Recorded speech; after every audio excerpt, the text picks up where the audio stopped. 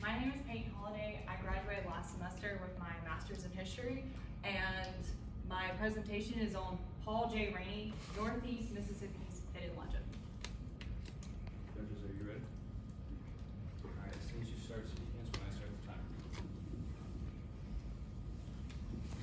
What if you were intimately connected to many major events throughout your lifetime and then forgotten by history? Well, that's what happened to Paul J. Rainey. And if you're anything like me, you'll be asking yourself the same question I asked myself. Who is Paul J. Rainey?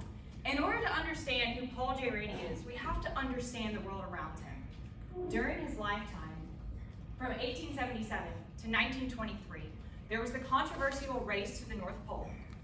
There was the founding of a film studio called Universal Studios. There was the Great War, known today as World War I. There was the Bolshevik Revolution and the assassination of Tsar Nicholas II, wildlife motion pictures, big game hunting in Africa, the American Museum of Natural History, the Bronx Zoo, and many other events and places. Paul Rainey has almost faded from history, and he has been excluded from paramount research, and yet he is an important historical figure to each of the situations that I mentioned. In 1910, Paul Rainey was the first to go to the Arctic after the controversy of who discovered the North Pole, Dr. Cook or Admiral Peary, and he brought back a polar bear for the Bronx Zoo.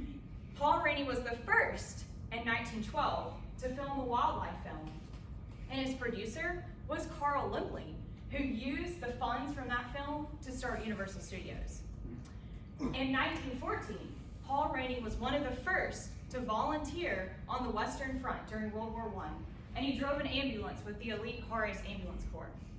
In 1918, Paul Rainey went on a covert mission into Russia during the Bolshevik Revolution, and he was the first to film the last known home of Tsar Nicholas II 8 weeks after the Tsar had been assassinated.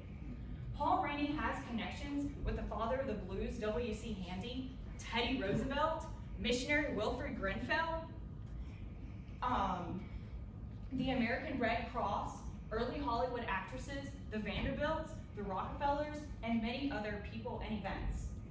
Lastly, Paul Rainey's legacy lives on today through the Rainey Memorial Gates at the Bronx Zoo, the Paul J. Rainey Wildlife Sanctuary in Louisiana, in hunting museums, and in big game hunting books.